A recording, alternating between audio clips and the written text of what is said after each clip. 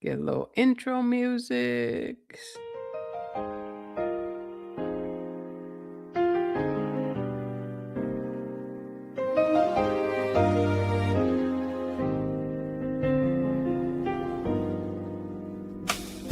Been waiting in the water, just trying to survive. But God said there's more for me, more than staying alive. I'm stepping into power, into what was always mine. Divine joy rising, it's my time to shine. Hey, y'all. Yeah, we stepping into power. Yes, the power that was always ours in the beginning. Amen. Hallelujah. How y'all doing today? Oh, I had to rush here to be with you today, but I'm glad I did. I did not want to miss this to for anything in the world because I'm really starting to enjoy this. Although, like I told you, I am so camera shy, and this is not me at all. But I am. I don't know. This is giving me a little something that I didn't know I needed. So anyway, I'm glad to be here with you. This is what we call Monday, Thursday. This is the day that Christ shares the sacrament of communion, what we call communion. This do in remembrance of me, the blood and the body of Christ that was shared for us. So I don't know. I know not all denominations of Christianity even celebrate Monday, Thursday, but I happen to belong to one that did. And I don't know if I told you guys, but I am the founder of a small outreach ministry called Greater Faith Works in Paterson, New Jersey. And when we first started, it was the first Easter. I I would it I believe me, I didn't come up with this on my own because, like me and feet, I'm not trying to touch other people's feet. But anyway, I just felt like God was calling me to wash feet for that Thursday's meal. And so the other folks in the ministry that were, my team, they were like, "Yeah, well, God ain't said that to me, so I ain't doing it. You do it by yourself." And I said, "Okay, I just need you to help me, but get some pans that are disposable and we'll wash people's feet, and I'll do it. Don't worry about it." But I know this is something that God has led me to do. I'm being called to do this, so I don't expect anybody to do it with me unless you're called, then that's different. But that's between you and God. That wasn't my request. So, anyway, long story short, I got down there and started washing feet and just God will give you a challenge. And so I was washing this brother's feet, and his feet have been through a little something. They look like what they've been through. But I just kept going and going and going. The more I washed, the more I prayed over his feet. And we had quite a time. I happened to look over. Not only was there one other person there, my friend Sherry, but my soon to be who would end up being my husband, Alfonso, was right there. And when I tell you we had such a holy time, um, yeah, it was an experience I would never give up. I would never trade that in the world. It was beautiful. It was so meaningful. It was um and the people received it with such honor, like they had been chosen to win something big. And I felt like it was an honor to be able to wash your feet. So if you ever get the opportunity to do that in your service to people, it's quite something. It really is. It's almost, I don't have the words for it, but it was an honor, and it changed my life and how I see humility and how I don't think I needed change. There was no transformation needed in order to see people, but to get beyond, and it's one thing to look them in the eye and see humanity. It's another thing to get down on the floor and wash their feet. It is. And I would never have in my life imagined it to be so meaningful. So, I just wanted to share that little story with you all. Serving humanity is, wow, an awesome task. And if you were called into that, please don't take it lightly. It is every bit of serving God. It is every bit of serving your brother and sister. It is loving your neighbor in a way that is not comparable to any other thing. So, shout out to the folks in Patterson, New Jersey, all the people. Bobby Isham was the person that I was washing his feet. And I'm sorry I talked about your feet, Bobby. Now I'm gonna call out your name. Whew. Anyway, but it was an honor. It was an honor. And I would do it again. Um, so today I want to talk about mirrors. And I don't know if people ever say you are who you are around, the people you keep company with.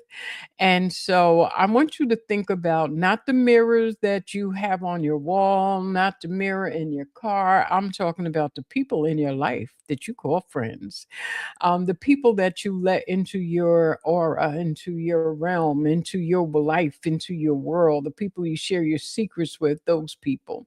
And how do they reflect back to you who you are? Now, I guess if you are like our president and you surround yourself with people who will only agree with you and only tell you how wonderful you are, well, that says something about you too. But sometimes we need to check ourselves. And if those are the only people we have in our orbit, maybe it's time to change your orbit, because the people that reflect us are giving us information about who we are. Sometimes people will have in their orbit folks to make them look better. Sometimes people in your orbit are those who are not only your equal, but maybe people you aspire to be. And they're there because their encouragement, their example, you love all those things about them. And maybe there's a part of them that you're looking to maybe not emulate, but to I'll say emulate. I think that's the word I want to say. And shape you in some kind of form. And so you are around them. Um, and I think that's what people end up doing anyway. But I've been thinking about this whole mirror motif and what our friends say about us. Um, and I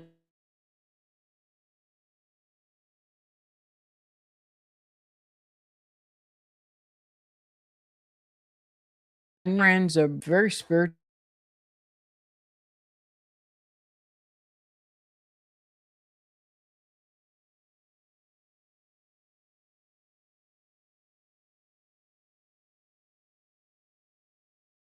Share something with each other is coming from a place of truth and love. So I never get offended by anything they say. If they're criticizing me, if they're pulling my coattails on something, it's about learning and hearing and accepting what they say. I can push back, if I don't agree, but I will at least give it some serious reflection. And self-reflection is something we all need to be able to do, because if you don't sit about around and think about what you do and what you say and how it was and what kind of impact it may have had, how it could have landed in the room and how other people responded to what you said. Not because you have to sit around wondering about how people feel about you, not because you're trying to people please, but because if you're trying to show up as your best self, then being your best self takes reflection. You have to think about what you're saying and who you're being and how you're showing up. I walked into a room and I just started talking. Was I taking over? Did I read the room and see what was going on when I walked in?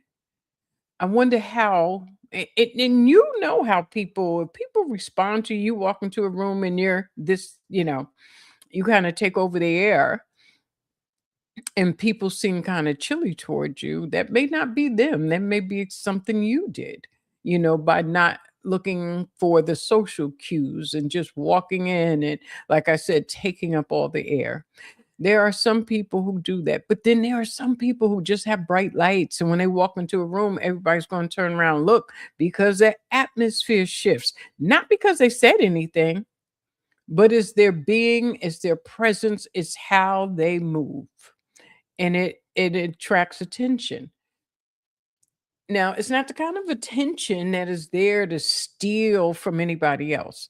It's not that kind of haughtiness that makes people say, well, who does she think she is in a negative way? It's just a presence. And that's not something you can help. However, you shouldn't be the only person that sees that presence. And that's what I mean about mirrors. If what you think about yourself is never reflected back to you, then maybe you might want to think again. That might be a little something you want to spend some time with. It may be something you want to pray about. It may be something you need to really, maybe even journal about it so that you can make sure that you're all right. Only Jesus, the living water, can satisfy the thirsty soul. And you know what? You're absolutely right. You're absolutely right. And remember, Jesus called Peter out of the boat in the middle of a storm, and Peter walked on water. And walking on water is not a bad thing. The only problem Peter had was that he took his eyes off of Jesus and focused on the storm. He focused on the wind when he realized what was going around him. As long as you're being called and led by the one who does the calling and should do the calling, then and I say should because that's what I believe. So I'm not arguing with you, sis. I believe in what you're saying, that Jesus can quench your soul like nothing else. But I also know that we have in us the Spirit of God, and there's work we can do as well. So I know God gives what God provides. I know God provides, but I also know God has made me able to do even greater things. And that's the part of the song that I reflect on, the greater things. Christ says that it's in scripture. Greater things shall you do. What are those things, Lord? What are those things? And so when I contemplate those things, and I thank you for your comment, when I contemplate those things, I realize that, you know what? Yeah, there are greater things. And so I look to try to do them. I ask God to lead me. I pray about them. I pray God to remove whatever's in me that's stopping me from being who you designed me to be. But in doing that, I can't shrink. I believe in humility. I understand what it is to be humble. And I think that was the whole act of washing feet. It was an act of humility to get on the floor and wash somebody's feet. I didn't ask them if they you didn't need to have a pedicure. There was no requirement, but to allow me to give you this gift, and in return, I got the gift. So understand what I'm saying, and I know there's certain theology that we learn and certain things we come to believe, um, and that's wonderful. I believe that God has created us to do great things. And so, yes, my soul thirsts to do those things. And I know through Christ I can do all things. And so I challenge myself and I challenge others to discover what those things are. And with the mirrors, the people who are in your life, though that's one of the tools that helps you to figure that out. And so the people in your life are a reflection of who you are. Um, Okay, I'm freezing. My screen is freezing. I know. The people in your life are a reflection of who you are. And so being able to stop every now and again and kind of like take the temperature on what that is and who they are around you and what you're seeing in their eyes and how you grow from that information is very important. There are people, and I was one of those people, who always found myself surrounded by people who need me. And one day my aunt said to me, "Why do you always make friends with needy people?" And I had to give that a thought. She said they need you to take them for a ride. I mean, to take them to places because they don't have a car. They need you to show them how to do things. They need you to go with them when they're afraid. They need you. She said, "When you going to find some people that can do something for you?" And I said, "Well, I'm not looking to make transactions with people." And she said, "That's not the point." She said, "That's not the point." And you know what? I realize now that I was going down a real codependent road, and that's not healthy. And so I did have to check myself in that because that was a pattern I really didn't want to build on. And so those type of people, my aunt was definitely a truth teller. She was very down to earth. She didn't care like about pretenses. She liked people for who they were. Didn't matter to her whether they had a first grade education and they were 60 years old or whether or not they had multiple degrees, as long as it was real, because she couldn't stand phony folks. And so for her, she was more at home playing spades in somebody's kitchen while we was having the fish fry than going to some fancy luncheon wearing all these furs and diamonds. She wasn't about that life. She was a Southern girl. She liked her Southern roots. She celebrated herself in those roots. And even though she was a teacher and master's degree and all those things, it never really changed that she was still that Southern girl with all those things. And so when she asked me that question about these relationships, because she had met several people, and she was like, "You're always doing for them." And in some way, I was probably hiding and trying to do with them, giving myself something to be busy with so that I wouldn't see the parts of my life that I needed to be working on, so that I wouldn't look at my own needs. We do that sometimes. We do that sometimes. And even if we have faith, even with faith, sometimes we delve into the church because we run in and hiding. It's a safe place. It feels good. People compliment you when you do something. People tell you how wonderful you are. It can feel real good, but it can also be a place that does not affirm you in the way that you need to be affirmed with the truth. I'm gonna leave that alone because I'm not having y'all trying and telling me what I don't know right and this, that, and the other. It's okay. You can disagree with me. And you can even if you want to make a comment, I would love that. Because I'm sure there are some other opinions out there. I'm just talking from what I've understood and what I've known from all kinds of folks, from all kinds of religious backgrounds, from all kinds of experiences that I've had as well. And so these reflections are meant to help you. These reflections are meant to show you who you are, because how the image that we think we're projecting to people isn't always the message they receive. And so it's always important to check in with these mirrors and make sure that you are who you think you are. Because what we are in our head and what we may actually be projecting are two different things. You ever have a friend who's so needy, or maybe they're very accomplished and all of these things, and they make good money, they live nicely, have a nice lifestyle, and then they go out with these guys and they can never quite get it right.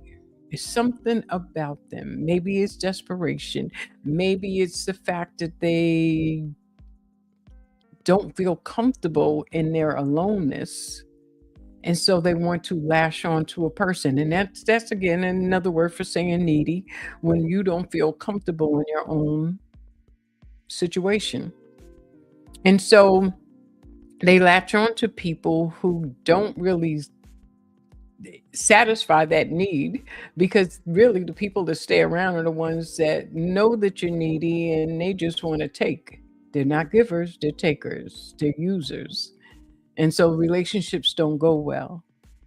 And it may not be until you get comfortable with being who you are and being alone and in your own company, loving your own company, and not being desperate to be with someone. Oh, it's nice to have somebody, but it's also nice to be alone. So that's what I'm saying about the mirrors and the reflections. Um, I said to someone that I was working with, I said, you have told me about four different men that you've dated, and do you know they're the same person? They're all the same person. Now, they have different lives, they have different names, they have different careers, but they are the same person. And so, what makes you attracted to that person? What are the cate- characteristics that they have? And let's look at them. Let's look at how they treated you. Let's look at how they respond to you. Let's look at the broken promises, the dates that don't end like with that end with disappointment, but you keep going back. Let's look at the phone calls not offered up, or the texts you keep sending and not getting into. Let's look at all this pattern, because ultimately when you look at the pattern, and these people are reflecting back to you, because they don't see you as worthy. And so, let me say, let me make sure that I'm saying this right, because I'm not trying to hurt anybody's feelings, but sometimes we have to look at the pattern involved so that we can break it, because what we want is not in that pattern of behavior. It's not in the thing that we keep attracting. And the thing that we keep attracting is because of who we are. And I'm saying this because I know for myself, I know for myself about attracting the wrong type of person into your life, because there's something that your messages, signals you're sending out, and they're picking up on it because of the kind of person they are. In I was I have a journal that I created, and so in one of the journals, I'm telling my story. I start out telling my story, um, and one of the things that I noticed, in telling that story was a pattern of me always doing. I'm a giver. So me always giving, always giving, always giving. And I don't give to people so that they'll give back, but I tend to overgive. And I remember, I love to cook. I love to cook. I believe I'm a good cook, and I know that. And the evidence of that is from people always in my house is where everybody comes to eat. Easter, we having like 20 some people, 20 plus people over here. So I know I'm a good cook. Um, and I used to cook for this person all the time, all the time, all the time. Well, baby, I had surgery, major surgery, not just some little thing, wasn't no, 1 day procedure. I was in the hospital for a couple of days, had some touch and go things afterwards, post surgery. Came home, and they came to visit me. I think I was home about 3 weeks before they even showed up. And when they came, sat down, and the first thing out of his mouth was, "What you got to eat?" Do you know that thing? He might as well have slapped me. That's how that hit me. What do I have to eat? What did you bring? What did you bring for me to eat? That made me so angry. And I think what it was too was that it was just the insensitivity. But I was more angry at me. I was angry in the moment, but I was more angry at me than I was at him. Why would I allow this kind of behavior? Why would I allow him to think that as I'm recovering, I should be cooking for him? Why was I nothing?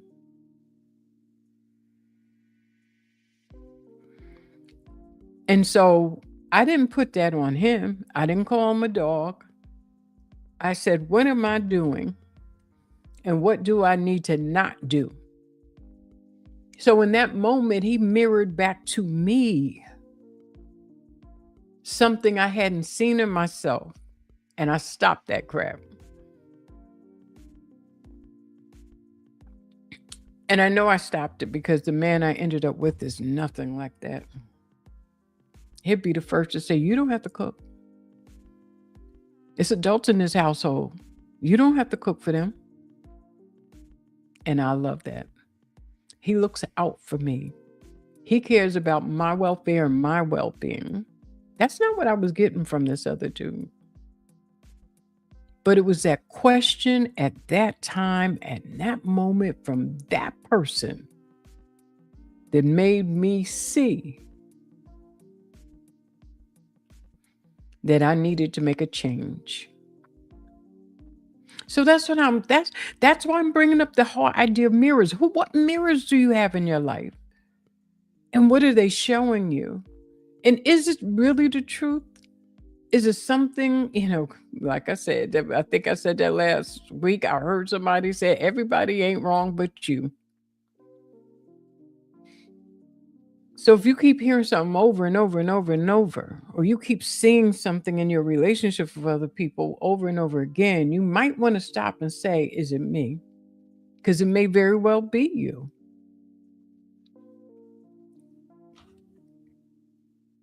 Self-reflection is a very important tool for transformation. And for those of us who are not quite where we want to be, or you feel that there's a little more that you haven't done, or that you're in the process of still becoming, because I don't know of anybody who's already there. I know people to say, I'm done all I'm going to do. If I can just go through the rest of my life just like this, that's fine. I'm good. I don't care. Heck, I got friends that are in their 70s and, we learning stuff together. We're learning stuff like AI and, not that we plan on going out getting a job, but we want to know.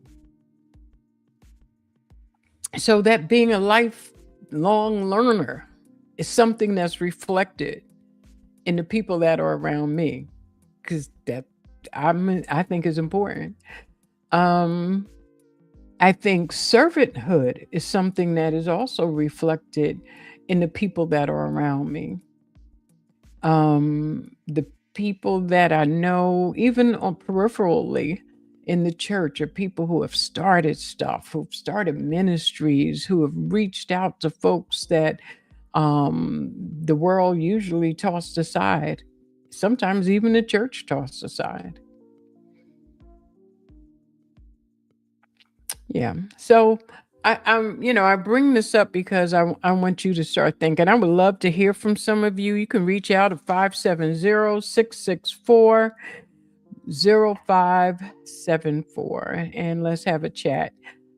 Keep the comments coming. I appreciate them. And yes, Christ is the living water. And baby, when you have a drink of that water, you will not thirst. You will not thirst. So let's go to commercial for a minute. I've been talking for almost a half an hour. It's time for Mother to take a break. Okay, I'll see you when we come back.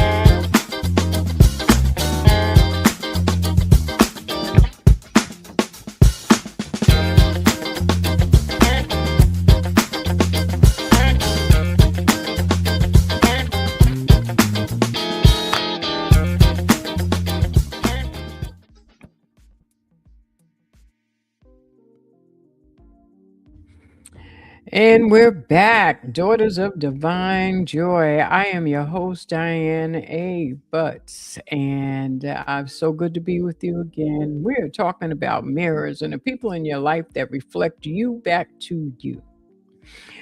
Who in your life gives you truth, tells you the truth? Who do you trust to give you the truth? Who can tell you about you and you will actually listen? Because you know that they're not trying to hurt you. You know they love you, they encourage you, they want to see you be your best self. Who are those people in your life? Because you need them. You need them. You know that song, People who need people are the luckiest people in the world. And we need people to be able to let us see who we are, who can tell us about ourselves, who can reflect back to themselves. I have a picture behind me. You probably can't see it that well. The lady has on a yellow. That is me when I was like 35. So it's like what, 30 years ago, 31 years ago. And when that picture was done, a person was doing the portraits. He was charging, whatever he was charging. I didn't have in my pocket. Okay, it wasn't in my budget, and I wasn't going to get a portrait. I didn't care who was doing it or what it was, what purpose it was going to serve. But the woman who was hosting the workshop that I attended told me that I needed this, and she said, "No, the Lord is telling me to do this for you." And she did it. It's on a black brown background, so you can't see it. But I'm telling you, when I looked at that picture, something in me um, just screamed. I saw myself in a light that I had never really allowed myself to see, and it really changed how I felt about me.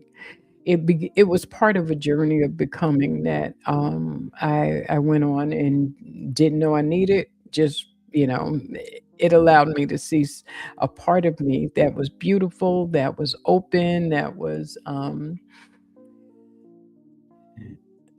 I guess divine in a sense. And I had never seen that. And that man tapped into that just from drawing with some, I forget what tool he had. I want to say it's not charcoal, but the soft kind of pencil like thing that he was drawing with. It wasn't a crayon either.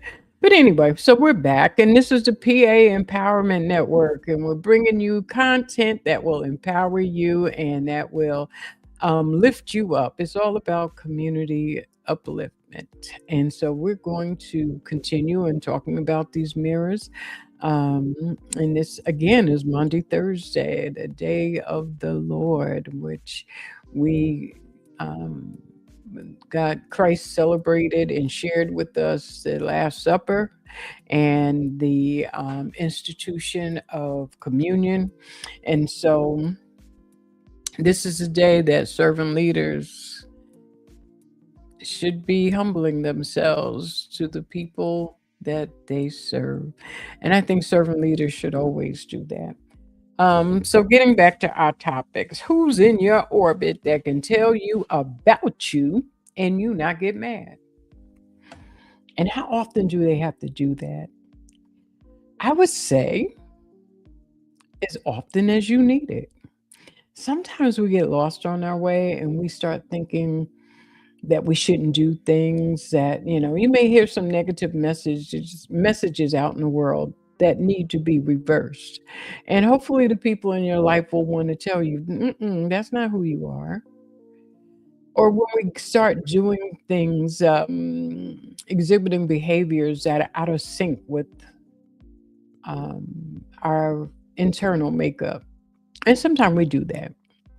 And sometimes the influences around us would have us think that we're just kind of like stretching ourselves or coming out ourselves. Sometimes there's experimentation, especially when you aren't sure who you are. You may experiment with some things to see how it fits for you. And that's okay, especially when you're young. That's part of it. And sometimes we do it when we're older. I tried to be adventurous and I found out it ain't really for me. And it's okay. I'm good with that now. And sometimes when I see people who are being adventurous and it doesn't work out for them, I just say, "Ooh, I'm so glad I'm over that." I'm so glad I'm not out there trying.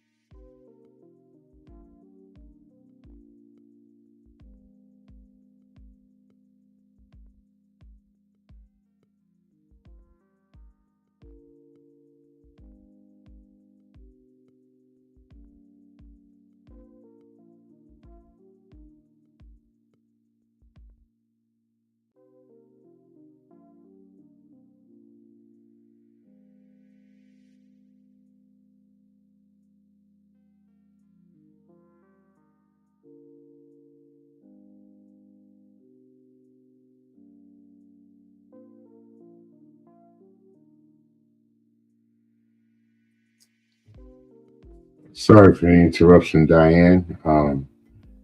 Can't hear your mic, so we'd love to hear your show. And to the viewers, we are having a little slight Okay. difficulty. You can hear Oh, me now, right? yeah, Okay, sorry. I think How we're long has back that now. been? How long has that been?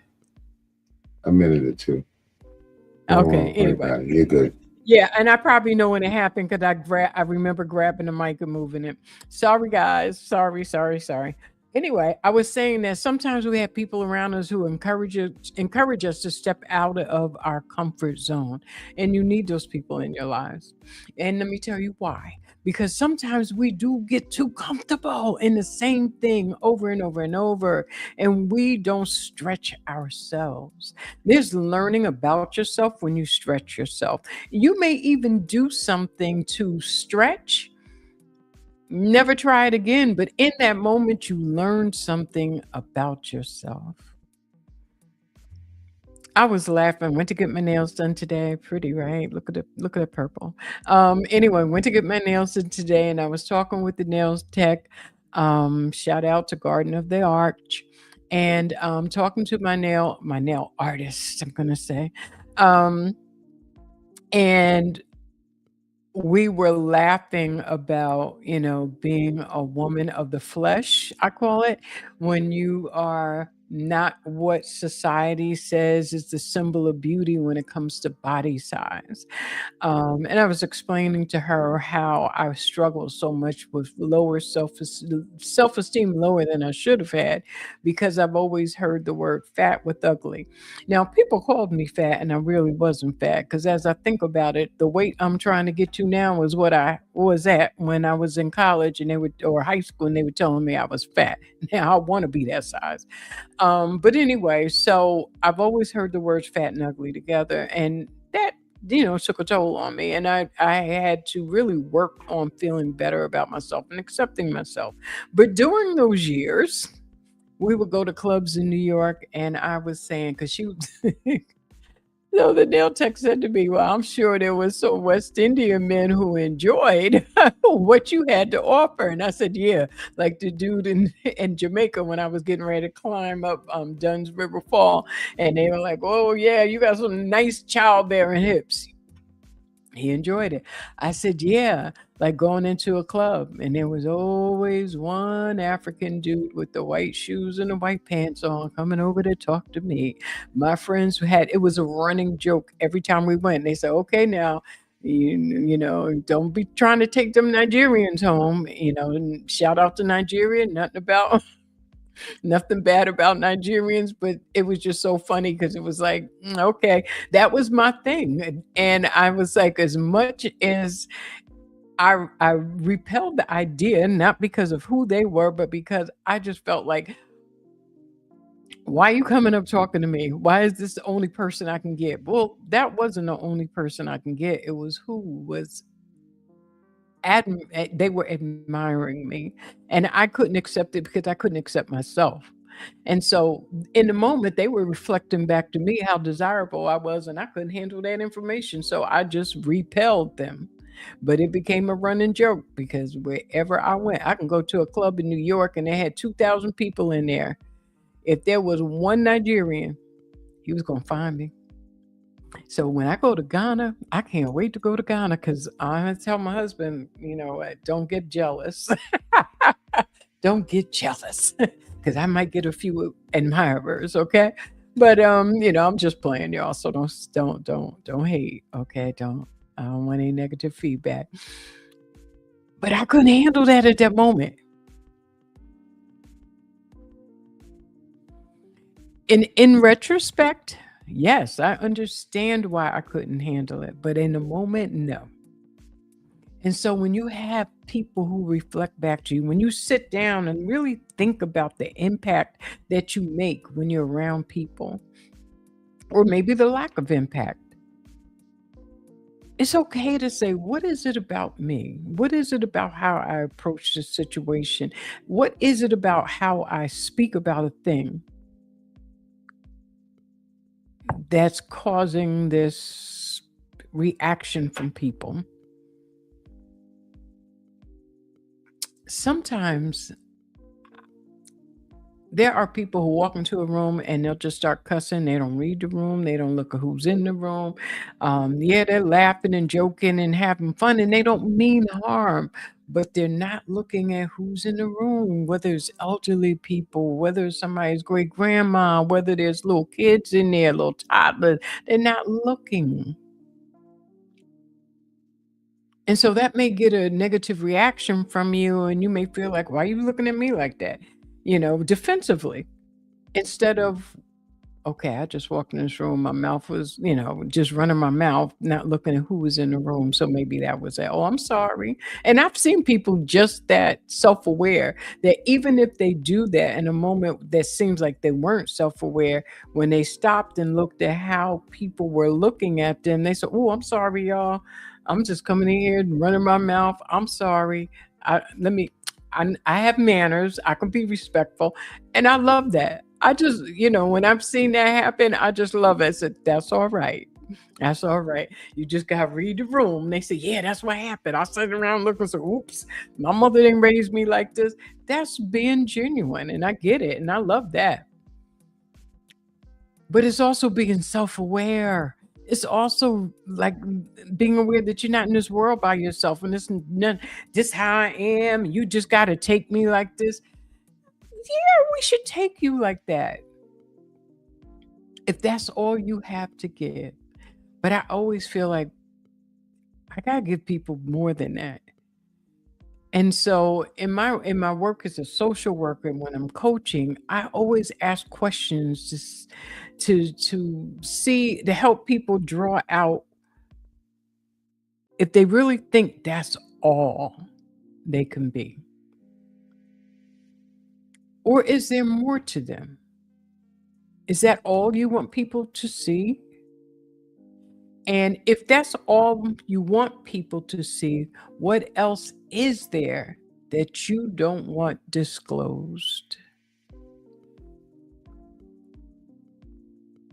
And so asking questions like that makes people kind of think differently about what they're saying, and also assessing, because you don't need to answer it for me, answer it for yourself. Are you showing the best that you have? Are you showing the least that you have because you're afraid if I show my best, it might be rejected and I can't handle that rejection? Are you showing the least of what you have because you're afraid of what? Because usually fear is at play when we're not giving our best. Fear of rejection, fear of being called out for something that you're not aware that you're doing, just fear of being exposed in some kind of way. And so when you have people in your life who can share the truth about what they see when they see you, it helps you be a more powerfully reflective person. And we want to be powerful in our reflection because that reflection is how you grow. It's one of the tools in growing, and I think it's an essential tool in growing. We all have a measure of who we are, humanity in us. So we have flaws. We have things that are gifts. We have talents. We have capabilities. And sometimes we get stuck in our flaws. And I think for a long time, that's where I lived, on the flaw side. I remember at one point I had a sorority sister. She just thought my light was so beautiful and shined so brightly. And she used to say, "You keep thinking that everybody sees what you see, can envision things as you envision them, and they can't." And I really didn't understand what she meant. I really didn't at the time. I think I was 30. I didn't understand what she meant. And over the years now I understand it. And that's one thing I love about working with younger women. I can help them understand that as well. Um, there's sometimes when women are younger, they really get, they just fall in love with these older men. And sometimes they find themselves raising these older men or trying to raise them. And I remember working with the woman and I said, Do you realize? I said, okay, when you met him, how was he living? What was his values? What did he do with his money? How did he keep his home? How did he relate to his children's mother? And she was sharing all these things. And I said, okay, so you coupled up with him and he brought the kids over on the weekend, left the kids with you, went to hang out with his friends all weekend. How did that feel? And we're going on. So now you helped him save his money. You had to take his money. How did that make you feel?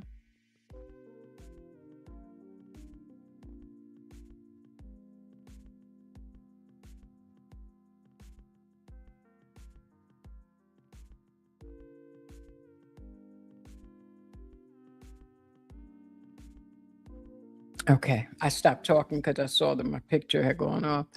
Say he won't grow up. And I said, because you won't let him. And because you didn't ask him. And because you just started doing for him. Stop and see what he does. If he continues, then yes, he learned something. If he doesn't, just stop. And she found out. Took about a year. She found out. Old dude didn't want to change. Old dude lived like he was living because that's who he was. And so, you need to find out and reflect back. You need to be a reflection for other people as well. How do you share truth with people? And where is it coming from when you do share the truth? Not to be hurtful, but for their benefit, for them to grow, for them to transform. Because you see that they have more in them than maybe they give the world, maybe more in them than they see themselves. That's how I was when my soror Miriam was telling me.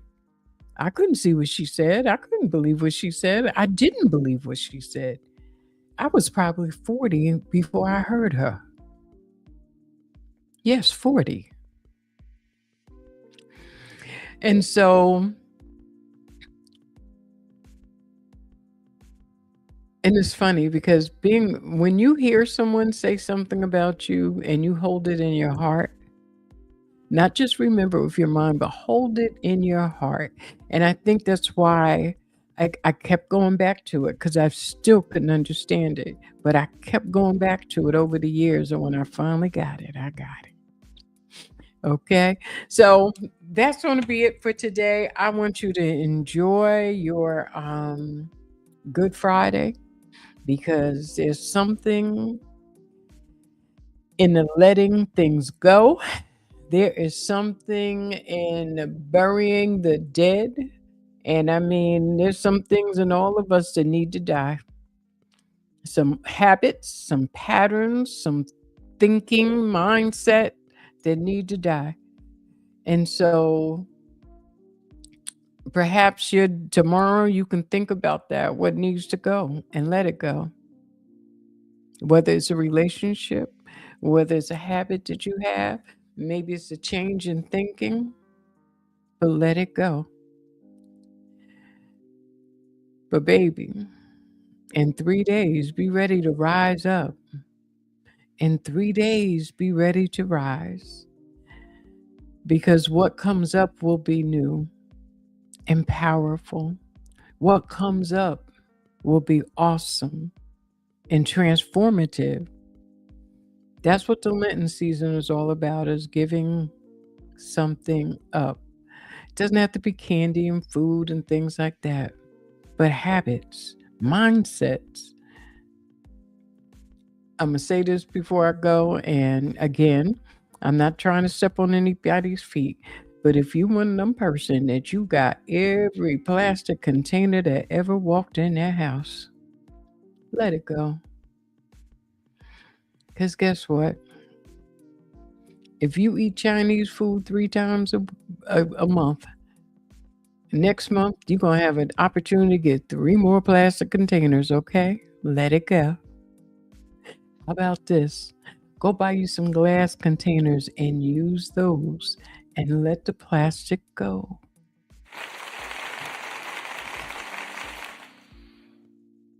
I know y'all got some butter containers in your refrigerator and ain't no butter in there.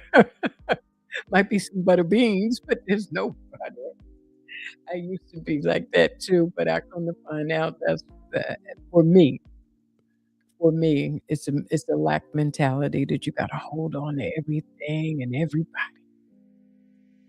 Sometimes you need to let things go. Sometimes you need to let it die. Be well. Be joyful. Be faithful in your doing. But most of all, be you. And be blessed. Enjoy your Resurrection Sunday, and I pray you rise up stronger and better with Christ. Amen. God bless you, and I love you all, and there's nothing you can do about it. See you next week.